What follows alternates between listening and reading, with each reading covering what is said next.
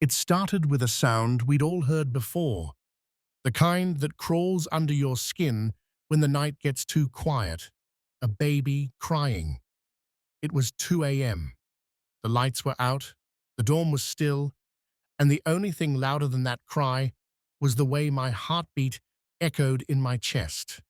We thought it was a prank, maybe someone outside, but when the crying moved closer, from behind the dorm window, we realized it wasn't human, and by morning, one of us never woke up. We heard a baby crying at 2 a.m., and one of us never woke up. It all started one cold Harmattan night inside Block D at St. Mark's Boys' Boarding School. The power had gone off again, and everywhere was silent. You could hear only the rustle of boys turning in their bunks and the distant sound of crickets outside. I was just beginning to fall asleep when I heard it, a faint cry. It sounded like a baby. At first, I thought I was dreaming, but the sound came again, clearer this time, and closer. A baby's cry at 2 a.m., right outside our dorm window. Emeka, my roommate, turned to me and whispered, "David, you hear that?" I nodded slowly. We both listened again. The cry came from the back of the dorm, near the old mango tree.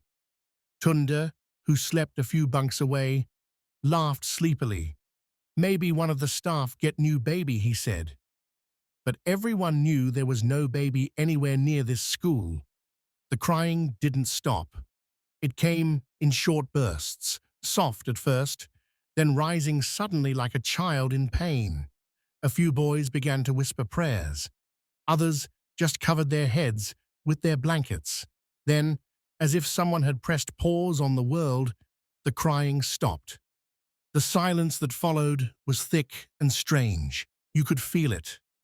Then came another sound, soft footsteps outside the window, like someone dragging their feet. My bed was the closest to the window. My heart started beating fast. I didn't want to look, but curiosity got the better of me.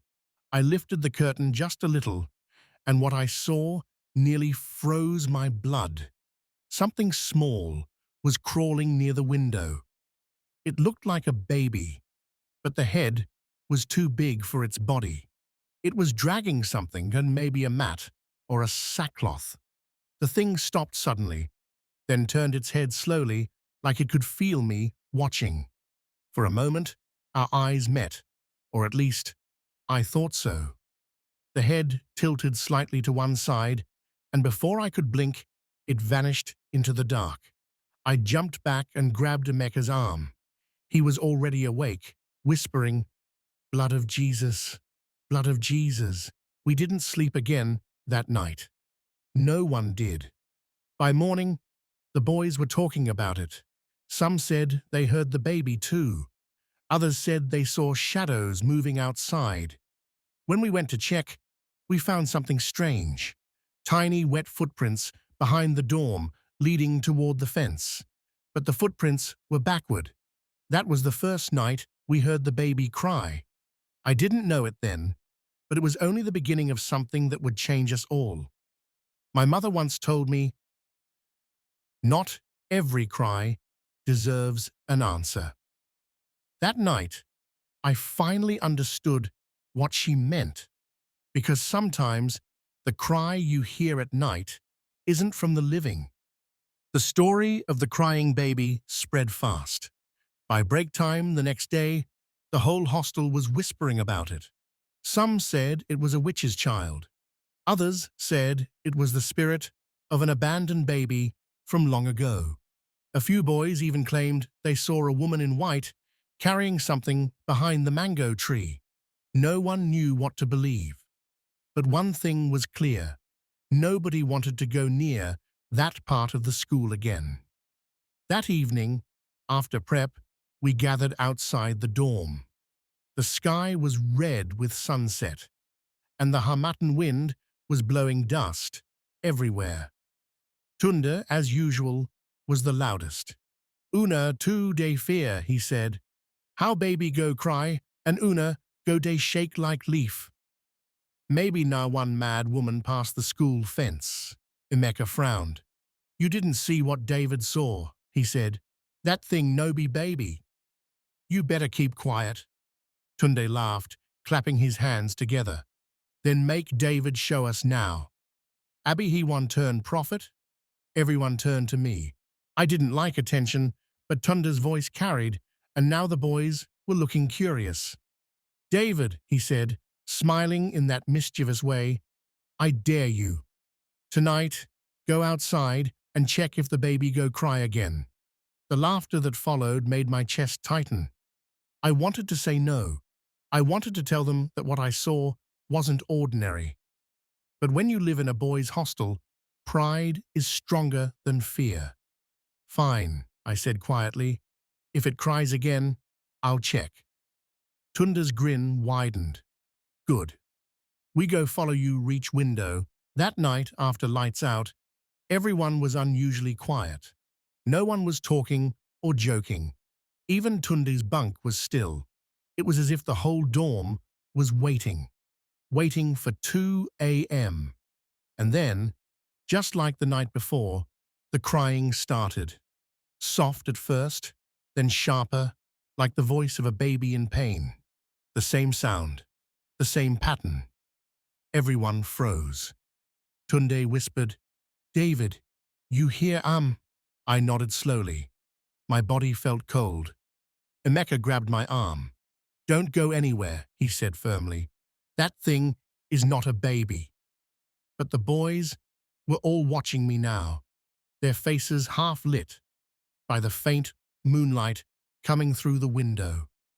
I could feel the pressure on my chest. I stood up.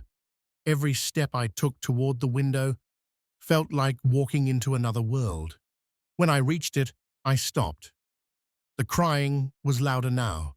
It was coming from behind the mango tree. Tunde followed me, whispering, Check na. I swallowed hard and pushed the curtain aside. At first, I saw nothing, just darkness and the faint outline of the tree. Then, something moved. A shape, small, bent, crawling. It wasn't walking like a child. It was dragging itself, like something broken. The head tilted from side to side.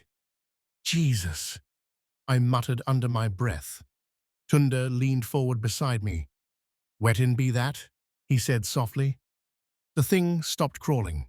Slowly, its head turned toward the window. The crying stopped. For a few seconds, there was only silence. Then a sound, like slow breathing. It was looking at us. Tunde stepped back suddenly, hitting a bunk post. The noise made the creature tilt its head again. Then it began to move, fast, straight toward the dorm window. I screamed and fell backward. The curtain shook as if wind blew through it, though the night outside was still. The whole dorm woke up in panic. Boys shouted. Some prayed loudly. By the time Mr. Okoro, the hostel master, came rushing in with a lantern, the crying had stopped. The night was silent again. What happened here? He barked. No one spoke. We just stared at the window. Mr. Okoro walked toward it and shone his lantern outside. Nothing. Just the mango tree, still and quiet. He turned back to us slowly. Go back to bed, he said, and from now on, no one should answer strange sounds at night. You hear me? We nodded silently. That night, none of us slept. Tunde lay on his bed, shaking. He didn't talk again till morning. And when I looked at the window before dawn, I saw something that made my skin crawl. A tiny handprint on the glass. It was small and wet. That was the night we realized curiosity can kill faster than fear. The next few days were quiet, but not peaceful. Nobody laughed the same way anymore. Even Tunde, who was always loud, had gone silent. He avoided my eyes any time we crossed paths. But something strange started happening after that second night. Every evening, around the same time, I would hear soft sounds from behind the dorm, not the baby's cry this time, but whispers. It sounded like someone calling my name slowly, dragging the last syllable like, David. The first time it happened, I ignored it. I told myself it was the wind. But when it came again the next night, clearer and closer, I felt my blood run cold. Emeka noticed I was restless. You still dey hear that thing? He asked one night after prep. I nodded. But this one no be baby again. It's calling my name. He looked at me quietly for a moment, then said, You need to pray. Evil spirits know people, we fear them. That night, I couldn't sleep. The dorm was too still. Every sound, every snore, every creak made me jump. I tried to pray like Emeka said, but my thoughts kept drifting to that window. Then I heard it again. The whisper, closer this time. David! My heart almost stopped. I sat up, staring at the window. The curtain moved slightly, though there was no breeze. My body started shaking. I turned to Emeka's bunk. He was awake too, watching me. Don't go there, he whispered. But I couldn't stop myself. Something in me wanted to know what was calling me. I stood up slowly and walked toward the back door that led outside. The door creaked as I pushed it open. The night air was cold and dry, filled with the smell of dust and palm leaves. The school compound looked empty, but I could feel something watching me. Behind the dorm, the old mango tree stood tall, its branches swaying gently. I shone my small torchlight around. Nothing, just silence. Then, near the roots of the tree, I saw it, a small mat lying flat on the ground. It looked old and dirty, like something left there for years. My light flickered as I stepped closer. The mat twitched slightly, as if something was underneath. Who's there? I said, my voice trembling. No answer, just the sound of my own breathing. Then slowly, the mat began to move. It folded itself halfway, then rolled slightly to one side. I froze. The air turned heavy, and the torchlight went out completely. That was when I heard the whisper again, but this time, right beside my ear. David! I screamed and ran. I didn't care who heard me. I ran straight into the dorm, slammed the door, and jumped on my bed. Emeka grabbed my arm. What happened? I couldn't speak for almost a full minute. Then I whispered, There's a mat behind the dorm. It moved. The whole dorm went silent. Even the boys who were pretending to sleep turned to listen. Tunda sat up slowly, fear in his eyes. You saw it? He asked. I nodded, and it called my name. Nobody spoke again till morning. When the bell for devotion rang, we all rushed outside, pretending everything was normal. But as we passed the back of the dorm, I noticed that something. The mat was still there. But this time, something new had appeared beside it. A pair of small footprints in the red sand, and they led straight toward the dorm door. Morning came, but it didn't feel like morning. The sun rose, yet the dorm still carried the weight of the night before.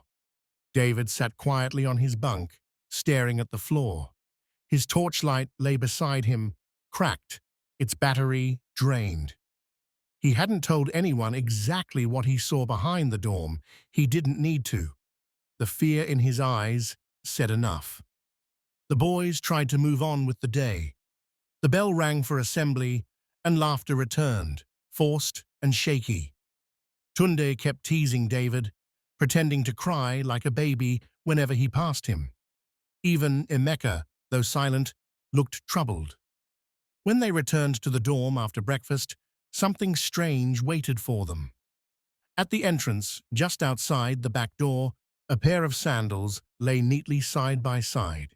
They were muddy, dripping wet, and small, belonging to Chuka, one of the junior students. David frowned. "Wasn't Chuka in our dorm last night?" Emeka nodded.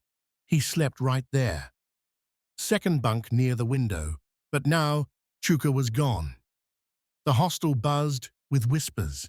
Some boys claimed they saw him leave early for water duty. Others said he never came back from the bathroom. Mr. Okoro, the hostel master, was called. He walked in slowly, his face unreadable. "Who owns these?" he asked. Everyone pointed at the sandals. He bent down, touched them gently, then straightened up. "Don't touch anything again," he said quietly. "And no one should go behind the dorm. Do you understand me?" The boys nodded, confused but afraid. After lunch, Chuka's bunk remained empty. His school uniform hung neatly by the window, untouched.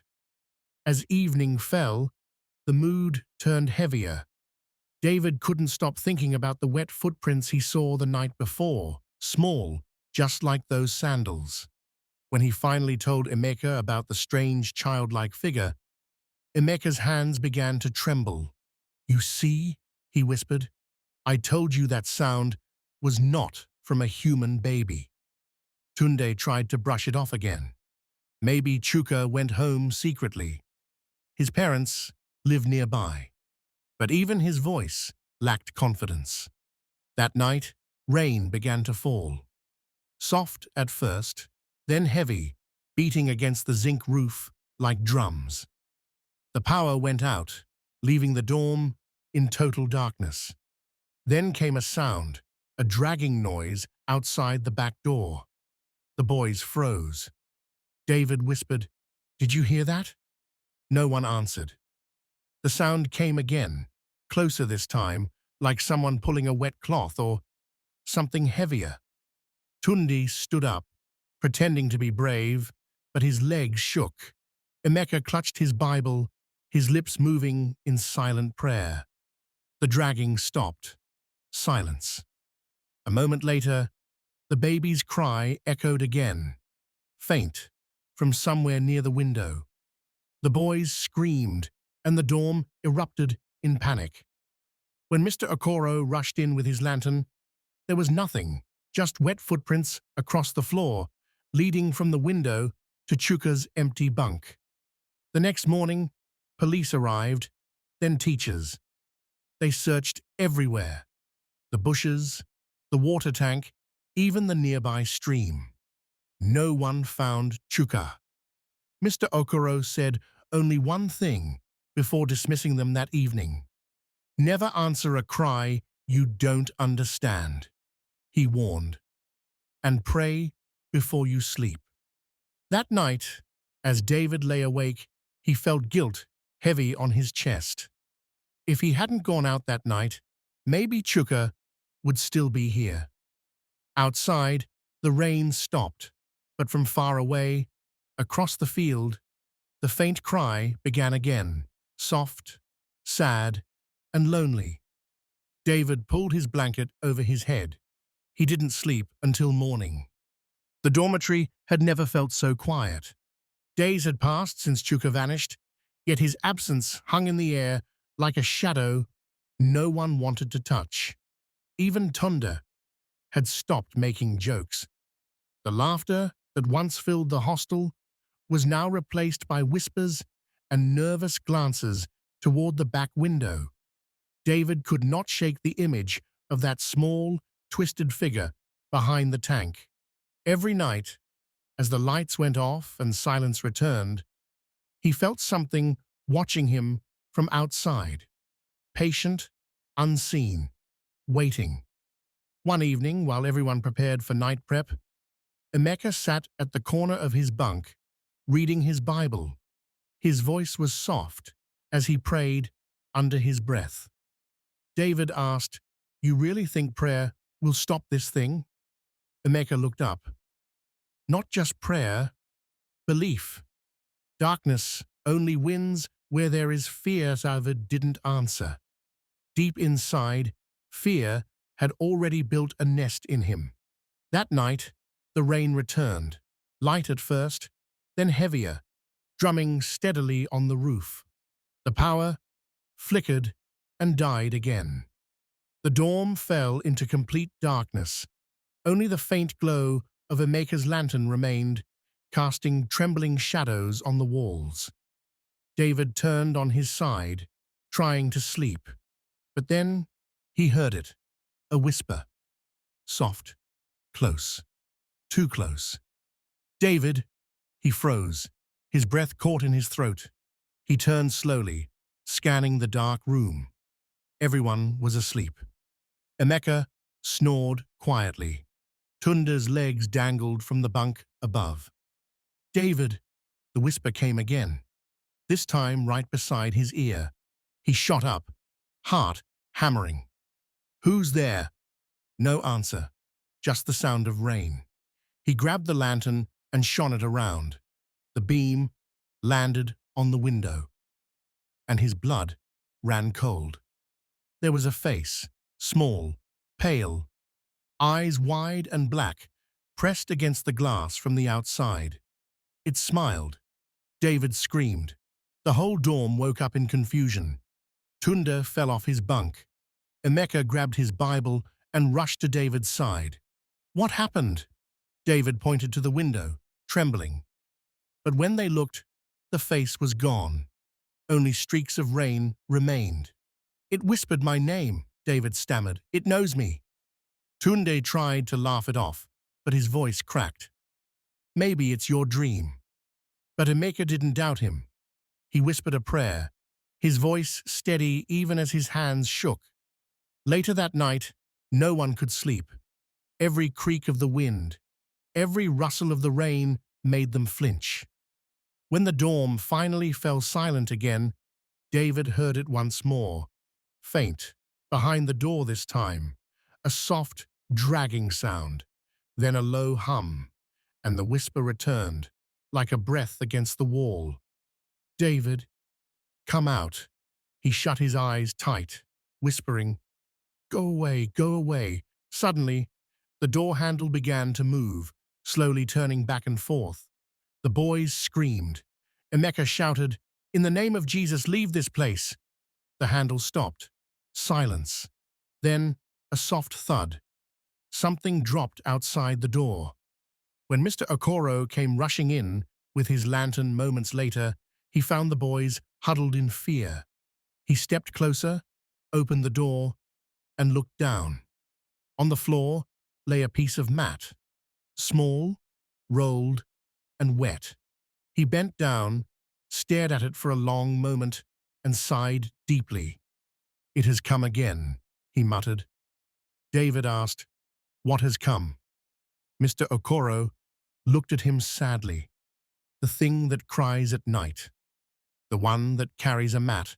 The boys exchanged frightened glances. What does it want? Tunde whispered. Mr. Okoro turned off the lantern. Sleep with the light of your faith, he said quietly. That's the only light it fears. That night, no one slept. David lay awake, staring at the small mat by the door. The rain had stopped, but the whisper still echoed faintly in his head, calling his name, slower now, softer, almost tender. He covered his ears, whispering a prayer Emeka had taught him. And for the first time, the whisper faded. Morning came with weak sunlight creeping through the curtains. The mat was gone. David looked at Emeka and said quietly, You were right. Faith does protect, Emeka smiled faintly. Always. But deep down, David knew it wasn't over. Something had found him, and it would come back. The mat did not stay gone for long. 3 nights after Mr. Okoro's warning, the boys in the dorm started noticing strange things again. Footsteps in the corridor after lights out, soft humming near the windows, and the smell of wet earth that drifted in even when it hadn't rained. David tried to ignore it. He told himself it was imagination. But deep inside, he knew whatever came for Chuka wasn't finished. That evening, during prep, Victor, the quietest boy in the dorm, sat alone by the corner, staring at the rain outside. He was new that term, a transfer from another school. Few people spoke to him, but tonight, David noticed something different about him. His hands trembled as he turned the pages of his book, and his eyes looked swollen, like someone who hadn't slept in days. When prep ended, David approached him. "Victor, are you okay?" Victor hesitated. "Can I tell you something strange?" David nodded. Victor looked around to be sure no one was listening. Then, in a low voice, he said, "My grandmother used to tell me stories about the crying spirit, the one that carries a mat. She said it roams at night, looking for the lonely, the curious, and the faithless. It pretends to be a baby so people will come close. Then it spreads its mat and calls their names." David frowned. "What happens if you answer?" Victor swallowed hard. "They say your soul sleeps on that mat forever." A chill ran through David's body. "Why are you telling me this?" Victor's eyes met his. "Because I think it followed me here." David blinked. "What do you mean?" Victor took a deep breath. "Before I came to this school, a boy from my old dorm disappeared. The same thing, a baby crying, then a mat by the door. My grandmother said the spirit attaches itself to guilt, to fear, to anyone who doubts what they've seen." David's voice cracked. "Then, maybe it's me it's after." "I went outside that night." Victor shook his head. "Maybe both of us." That night, they couldn't sleep.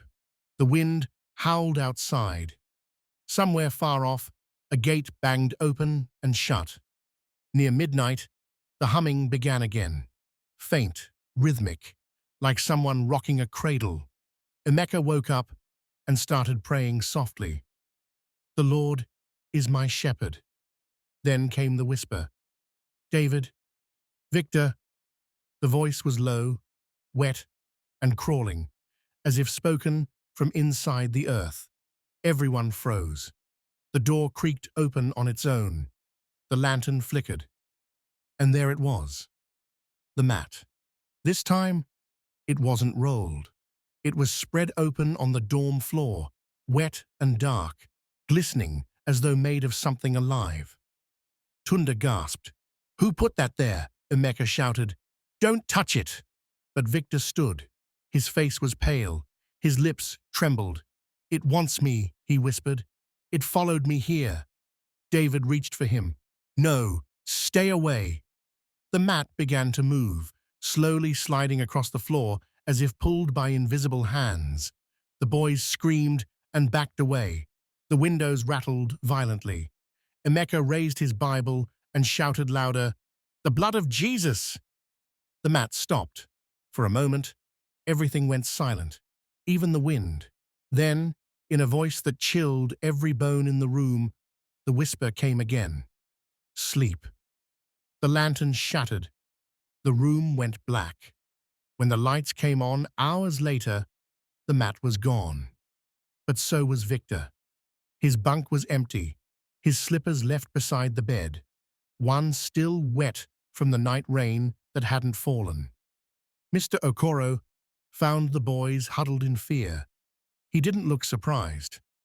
"Some things," he said quietly, "should never be challenged, especially the ones that come in peace." David's eyes filled with tears. It took him. Mr. Okoro placed a hand on his shoulder. "Pray for him. Pray for yourself. And never answer that cry again at night." David couldn't pray loud enough. He could still hear the whisper somewhere outside, calling softly, not angry, not loud, but patient, waiting for someone else to listen. That night, the rain refused to stop. It beat against the roof like angry drums, drowning every sound in the dormitory except our own breathing. The power went out again, and only one small lantern burned weakly by the window. The whole room smelled of wet clothes and fear. No one was sleeping. We all just lay there, pretending. Tunda kept whispering, asking if anyone else could hear something. Emeka clutched his small Bible tightly against his chest. Victor sat on his bunk, rocking slowly, eyes fixed on the floor. He hadn't spoken much since the last night, the night we saw that mat move on its own. I tried to convince myself it was nothing, maybe just wind, maybe rats. But when the clock in the corridor ticked past 2 a.m., we heard it again. A cry, soft, weak, like a baby's. At first, it sounded far away. Then it moved closer. Every one of us froze. The crying was inside the dorm. Tunda whispered, "It's behind the wardrobe." We all turned at the same time. The old wardrobe by the corner, the one nobody touched because the door was jammed, began to shake. The sound came from right behind it. Before anyone could move, the dorm door slammed shut. The lantern went out. Darkness swallowed us whole. We ran to the door, pulling at it with all our strength, but it wouldn't budge. It felt like someone was holding it from the other side. I shouted for help, but my voice bounced back at me. The only answer we got was that baby's cry, now mixed with something worse. A laugh. A child's laugh, echoing in the dark. "Jesus Christ," Emeka whispered, then louder, "Jesus Christ." He began to pray.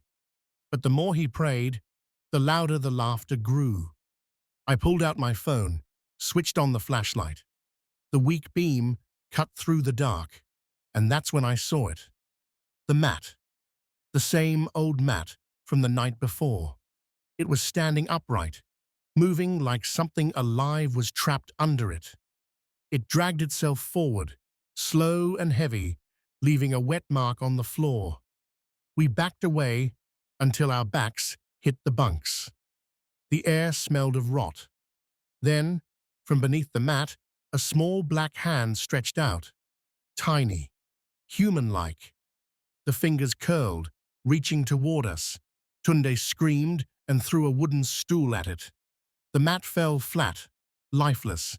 For a second, we thought it was over. Then the door began to shake violently, like someone was banging from outside. The noise was so loud that the walls trembled. Victor began crying. Between sobs, he said, "My grandmother told me about this. She called it the crying mat. Once you hear it, don't run, don't scream, just pray." So we did. We gathered in a circle, holding hands, our voices shaking as Emeka led the prayer. The banging on the door stopped. The laughter faded. The mat slowly slid back to the corner of the room, like something was dragging it away. Then everything went still. For a long time, we didn't move. When the silence became too heavy, I tried the door handle again. This time, it opened easily, like it was never locked. We ran into the corridor, barefoot and shaking. Mr. Okoro was there, standing with a torchlight in his hand. His eyes looked tired, but not surprised. He stared at us for a moment before speaking softly. "Did you boys hear it again?" None of us answered. We didn't have to. Our faces said everything. He sighed, nodded slowly, then locked the dorm door behind him. "Whatever happens," he said quietly, "never open that door at night again."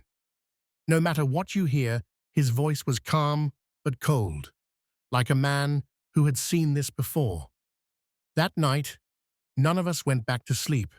We sat on the corridor floor until dawn, listening to the rain wash over the compound. Every now and then, someone would glance at the dorm door, half expecting to hear that cry again. But it never came. When the sun finally rose, Emeka whispered something I still remember till today. He said, "Fear makes people weak. But faith is what keeps you breathing." And he was right. At St. Mark's boarding school, courage was no longer enough. Only faith could keep you alive until morning. The next morning came with a dull grey sky. The rain had stopped, but the air was heavy, thick with silence. None of us spoke during breakfast. Everyone just sat, poking at their food, lost in thought. Something had changed in the dorm. It wasn't just fear anymore, it was knowing. We had seen something real, something that shouldn't exist. By afternoon, word had spread through the hostel. Some boys said, "We screamed in the night." Others said they saw lights flashing through the dorm windows. Nobody believed us fully, but everyone looked at us differently. That evening, Mr. Okoro called the four of us, me, Emeka, Tunde, and Victor, to the staff quarters. He didn't look angry. He looked tired, like a man who hadn't slept in days. We sat on wooden chairs in his small sitting room. The smell of palm oil stew hung in the air. A lantern flickered beside him as he spoke quietly. "What exactly did you see last night?" We looked at each other. I started to speak, but my voice trembled. "We heard the baby again. And the mat moved, sir. It was like something was under it." The door locked itself too. Mr. Okoro nodded slowly, eyes on the floor. He wasn't surprised. Emeka leaned forward. "Sir, what's happening in that dorm?" "Please tell us the truth." Mr. Okoro sighed deeply and rubbed his face with both hands. "I was hoping none of you would ever experience it," he said. "But maybe it's time you knew." He paused, then began his story. Many years ago, before this school was built, this land was not a compound. It was a forest, a deep one. In the center, there was a small clearing where villagers buried the unclaimed dead. Children, mostly. Babies left in baskets near the trees. The room went silent. Even the night insects outside stopped buzzing. Mr. Okoro continued. When the missionaries bought this land, they didn't know what it used to be. They cleared the forest, built classrooms, dormitories, and a chapel. But the graves, they never dug them up. They just built over them. He looked straight at us now. His eyes glistened with something between guilt and fear. "The crying you hear at night is from one of those children." The villagers called it Nwanyi Nebe Aqua, the crying child. They say she carries a mat, searching for her mother. If you follow the sound or answer her cry, she wraps you in that mat, and you never wake up again. Tunde swallowed hard. "So it's real, sir?" Mr. Okoro nodded. "Too real. When I first started working here, I thought it was just stories. Until one night, I saw it myself. A boy went missing from that same dormitory. His bed empty, shoes outside, mat soaked. We searched the whole compound. Never found him. I felt a chill crawl up my back. What did the school do?" He gave a dry laugh. "They said he ran away." "That's what they always say," Victor spoke softly. "Why didn't you close the dorm?" Mr. Okoro's face hardened. "Because they don't believe. The principal says ghosts don't exist, and faith should conquer fear. But faith without truth is blindness. That's why I'm telling you this. Not to scare you, but to keep you alive." He leaned closer. His voice dropped to a whisper. "If you ever hear that cry again, do not move. Do not open the door. Pray until it stops. The spirit can only harm those who give it attention." We sat there in silence. the weight of his words pressing down on us. Emeka's lips moved quietly in prayer. Tunde stared at the floor, finally realizing this wasn't a game. Victor looked pale, his hands shaking slightly. Then Mr. Okoro added something that made my heart sink. "She comes back every 7 years," he said. "And this year makes it 7. The lantern flickered out. The room went dark for a moment before he lit it again. "Go back to your dorm," he said softly. "Stay together tonight. Don't answer anything you hear. Tomorrow I'll speak to the chaplain. Maybe there's still something we can do." We stood up slowly, each of us lost in thought. As we stepped into the cold night air, the rain began again, soft and steady. On the way back, Tunde whispered, "Do you think he's telling the truth?" Emeka nodded. "You saw it yourself." Victor didn't say a word. As we reached the dorm corridor, I turned and looked at the staff quarters.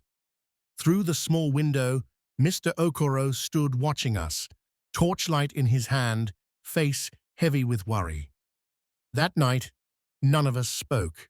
We just sat on our bunks, listening to the sound of rain hitting the zinc roof. But deep inside, we knew something was coming, something older than fear, something that night, sleep never came. The wind outside howled like something angry was moving through the trees. The rain had stopped, but thunder rolled far in the distance. We stayed close together, all 4 of us in the same corner of the dorm. Nobody dared to mention Mr. Okoro's story. It was still too heavy in our minds. The graves, the crying spirit, the missing boy. By 11:30, most of the school was silent. Even the frogs by the gutters were quiet. That kind of silence only comes before something happens. Tunde broke it first. "Maybe it's over," he whispered. "Maybe after Mr. Okoro's prayer, she won't come again." No one answered. Even Emeka didn't speak. He just held his Bible open, eyes fixed on the same page he'd been staring at for an hour. Then, just as the clock struck midnight, we heard it, a faint cry. Soft, far away at first, then closer. The same baby's cry we'd heard before, thin and heartbroken, like something begging to be found. Victor's head shot up. Tunde froze mid-breath. Emeka's hand trembled as he gripped his Bible tighter. We didn't move. We remembered Mr. Okoro's warning, "Don't answer, don't move." But the cry didn't stop. It grew louder and closer until it sounded like it was just outside the dorm window. Then, tap, tap, tap. Something was knocking on the glass. Tunde whispered, "Someone's out there." I whispered back, "Don't look, but curiosity is a curse." Before I could stop him, Tunde leaned toward the window. He froze. His eyes widened. "David?" he whispered, voice shaking. "There's a child outside." We all turned. Through the dusty glass, we saw her. A small figure, standing in the rain, barefoot, wrapped in a dirty piece of cloth. She was crying softly, holding something rolled up beside her, a mat. Her eyes glowed faintly in the dark. "Help me," she said. The voice was too clear, too close. "Please help me find my mother." Every part of me wanted to run, but my legs refused to move. The air inside the dorm turned cold. My breath came out in white fog. Then, the door handle started to twist. Slowly, quietly. Emeka shouted, "Don't open it! Pray, now!" We dropped to our knees, joined hands, and began to pray out loud. "Father in heaven, cover us with your blood." The handle kept twisting. The crying grew louder, sharper, like the voice was inside our ears now, not outside. Then we heard another sound, laughter, the kind only children make when they're playing. But this one was wrong. It echoed around us, bouncing off the walls. Tunda screamed, "She's inside!" The window burst open with a loud crash. The wind rushed in, scattering papers and mosquito nets.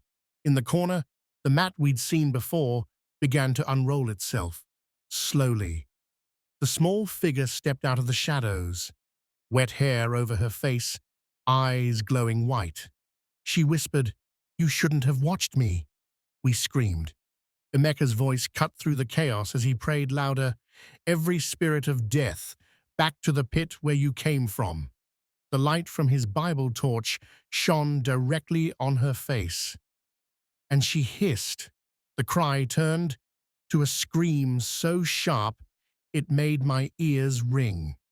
The mat began to burn, from the edges inward, like invisible fire licking through it. The air filled with smoke that smelled like ashes and rainwater. Then, just as suddenly as it began, everything stopped. The crying, the wind, the smell. The mat lay flat and blackened on the floor. The girl was gone. We sat there, trembling, sweating, and crying without words. For a long time, nobody spoke. The only sound was our heartbeat and the ticking of the clock. It was 12:47 a.m. Emeka finally whispered. She tried to come in, but prayer stopped her. Victor nodded weakly. Tunde was shaking, his face pale. "She looked at me," he said quietly, "right into my eyes." When morning came, we found the mat still there, half-burnt, smelling of smoke. Mr. Okoro entered the dorm and froze when he saw it. He didn't ask questions.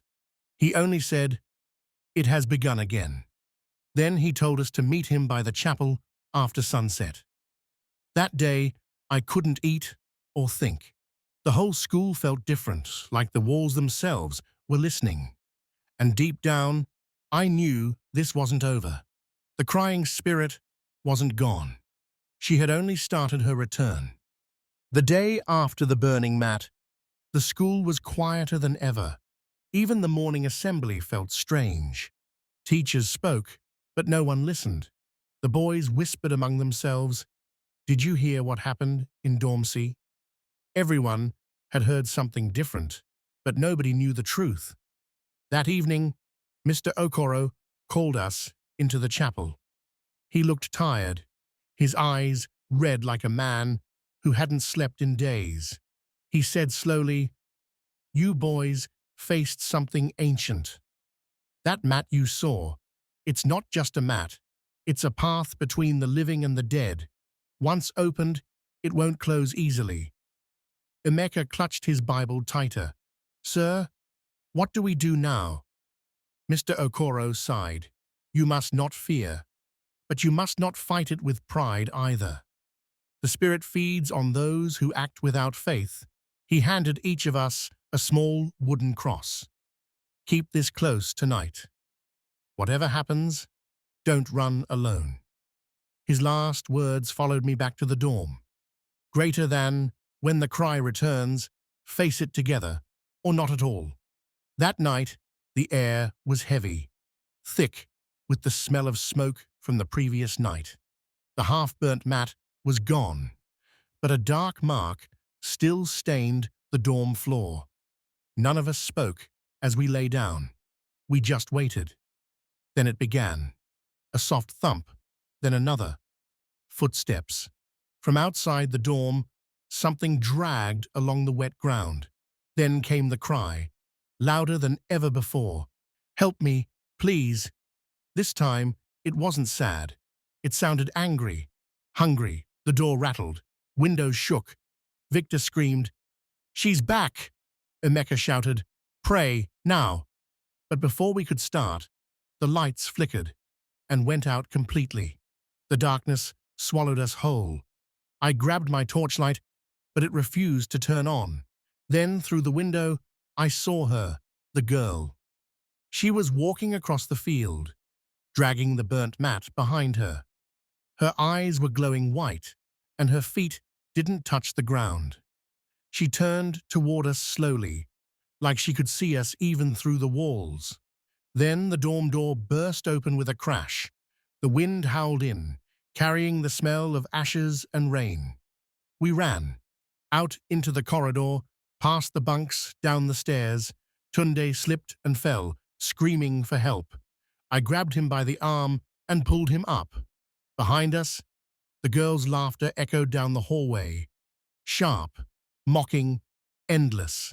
She wasn't walking anymore. She was floating. The mat rolled itself across the floor, chasing us like a living thing. Every time it hit the ground, the building shook.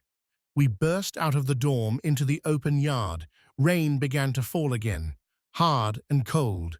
The field lights flickered weakly. We could see her clearly now. The bush baby spirit, small but terrible, her face twisted in fury.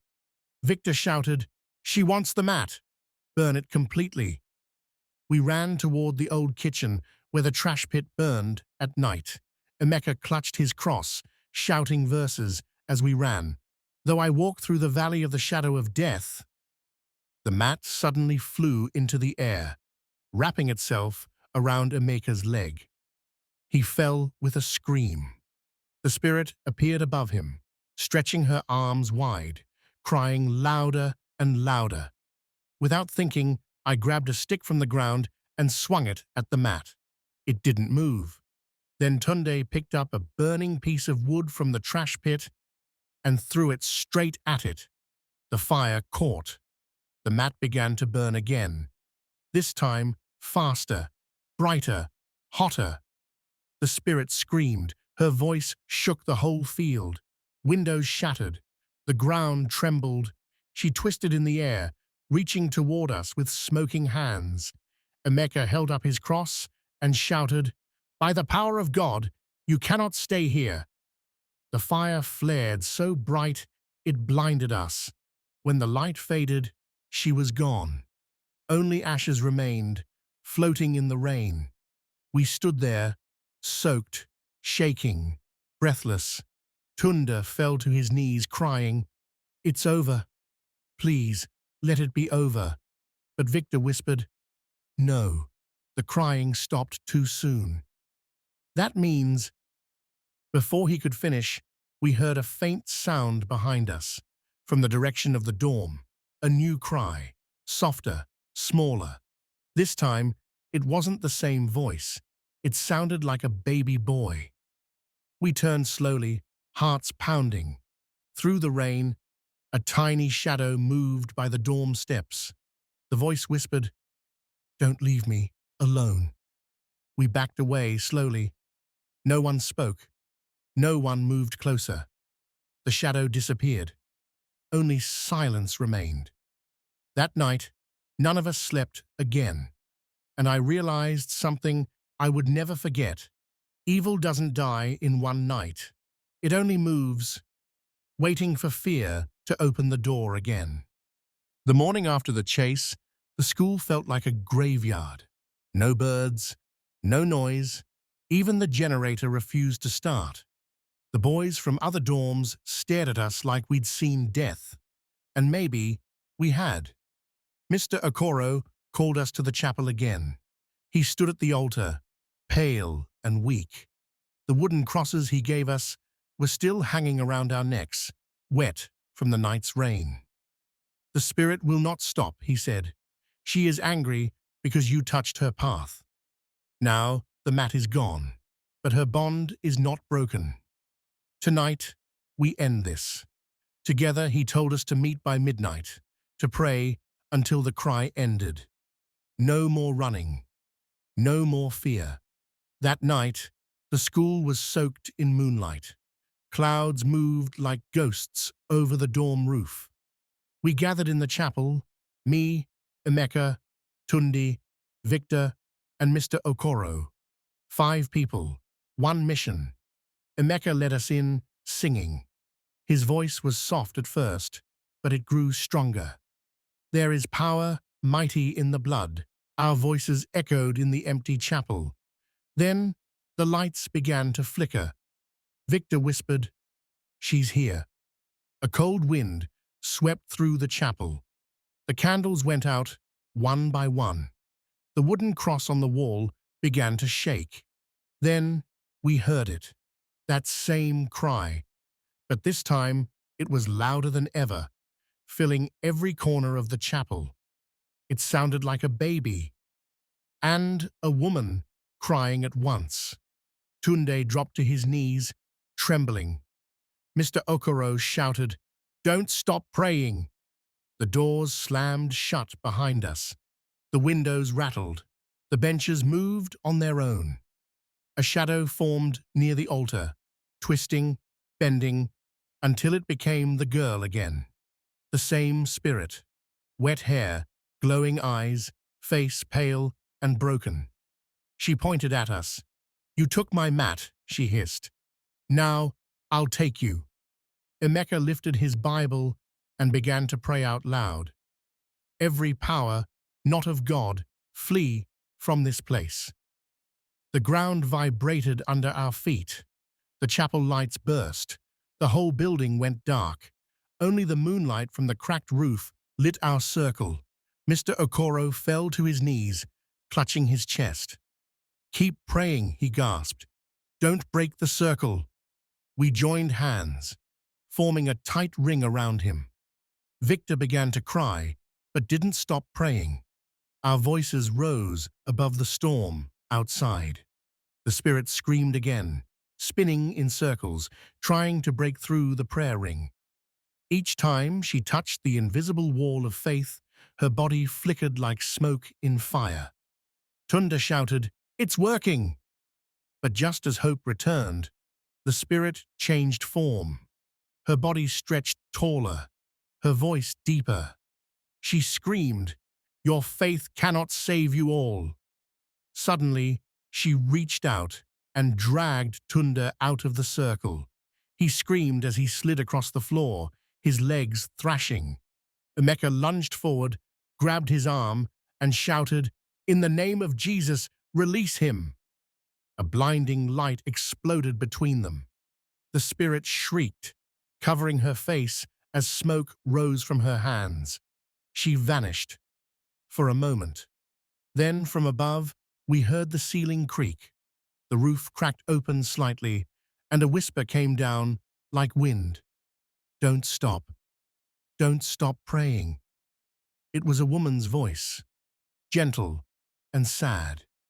Mr. Okoro looked up, eyes wide. "That's her mother's spirit," he whispered. "She's fighting too." We prayed harder. The circle glowed faintly now, a golden shimmer around us. The air grew warmer. The cries faded into whispers. And then silence. When we opened our eyes, the chapel was calm again. No wind, no light flickers, no shadow. On the floor where the spirit had stood lay a small, matte fragment, clean, not burnt. Emeka bent down, picked it up, and placed it on the altar. He whispered, "Let her rest." We joined hands once more, tears in our eyes, and sang softly, "It is well, it is well with my soul." Outside, the first rooster crowed. Dawn had come.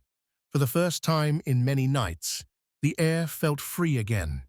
Mr. Okoro leaned against the wall, smiling weakly. "You boys have done well. Evil has no power where faith stands united." We looked at each other, tired, dirty, and changed forever. I didn't know what to say, but deep down, I knew this wasn't just about us. It was about every home, every family that forgets how to pray together. Because darkness never sleeps, but neither does light. The sun rose slowly over St. Mark's Boys' boarding school.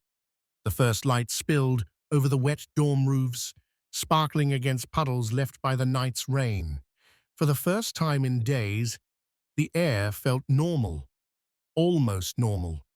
We walked out of the chapel silently. Our uniforms were soaked and dirty, hair plastered to our foreheads. But something had changed in us. We weren't just boys anymore.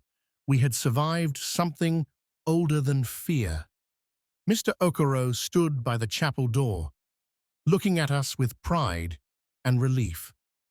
"Go back to your dorms," he said softly.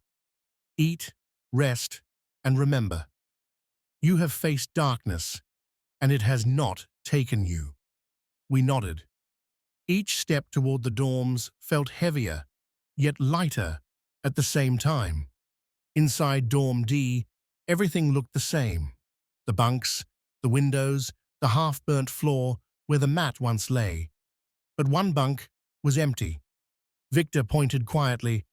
"That's where Tunde would have slept if he hadn't—" He didn't finish the sentence. None of us could. We gathered around the remaining bunks.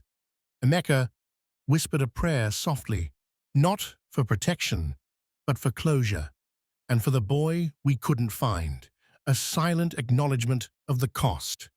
Breakfast was quiet. The boys from other dorms eyed us warily, but we ignored them. The events of the past nights had built a wall between the ordinary and the extraordinary. No explanations, no stories, just the knowledge that some cries are not from the living. By mid-morning, the chapel bells rang. The students lined up for assembly, but we lingered behind for a moment. I looked at the small matte fragment on the altar, shining faintly in the sunlight.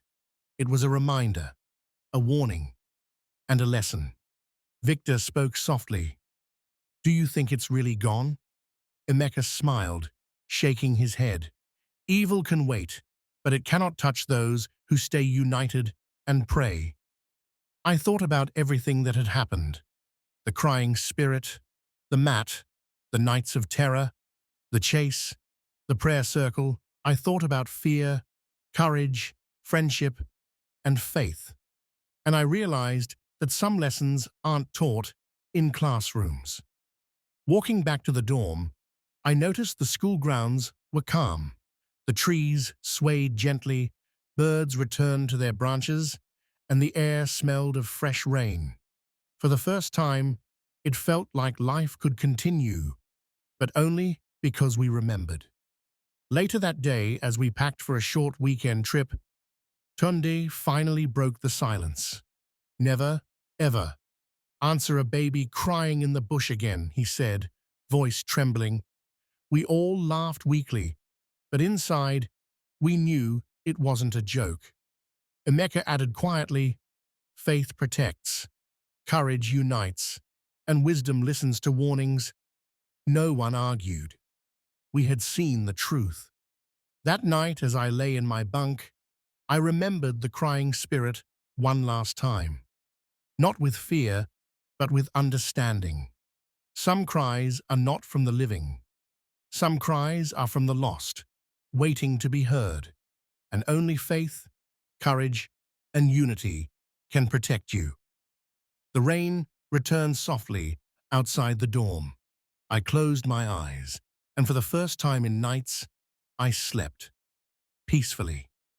That night, the cry stopped, but not because it was over. It stopped because it had finally been heard. David learned that not every voice in the dark calls for help. Some call for company. And if you heard that same cry outside your window tonight, would you dare to open it, or would you pray till morning? If you enjoyed the story, give us a thumbs up, share it with your friends, and hit the subscribe button. Don't forget to subscribe and turn on the notification button so you never miss out on our latest intriguing stories. Thanks for watching.